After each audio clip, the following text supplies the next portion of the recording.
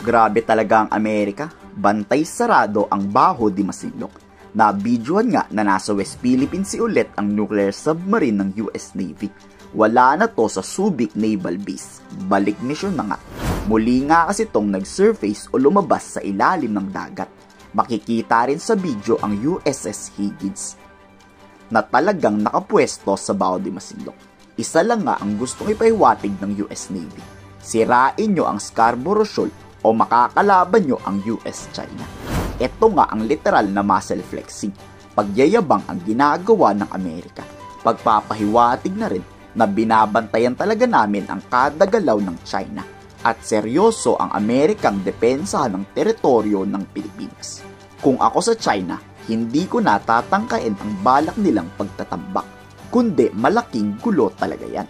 Dahil nga sa pagpapadala ng US submarine, umaastang parang biktima na naman ang China. Parang sila naman ang kawawang-kawawa.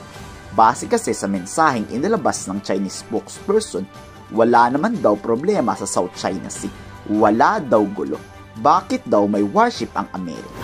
Dagdag pa ng spokesperson, US ang nanggugulo at China ang mabait at tahimik.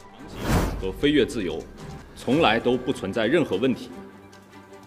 一直以来，在南海纵容盟友挑衅滋事的是美方，一再编造中国威胁南海航行自由伪命题的也是美方，持续在本地区强化军事部署，妄图破坏地区和平稳定的还是美方。美方应该摒弃冷战思维，停止挑动意识形态对抗，停止在南海挑事生非，在地区挑拨离间，不要做南海的搅局者和肇事方。我们也奉劝菲方不要依美闹海，更不要试图挑起军事对抗。 2 weeks na ata simula noong naglabas ang China ng balitang magtatayo sila ng establishmento. Pero walang namomonitor ang Philippine Navy na anumang aktibidad. Siguro dahil nga may barkong pandigma ang Amerika. Pero papaano na lang pag umalis yan?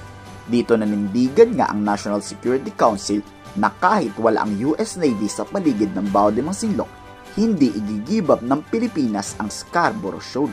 What keeps us awake at night, of course, is the prospect of China turning the shoal into a artificial island or militarizing it. That is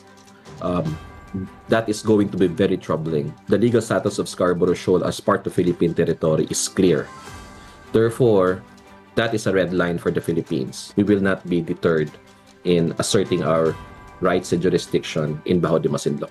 Ang hirap isipin papaano na lang kung wala ang US na nakaporma sa atin. Papaano kung pro-China tayong lahat? Siguro ibinigay na ng Pilipinas ang Baho de Masinloc sa China ng libre. Pero what if sinakop talaga tayo ng China?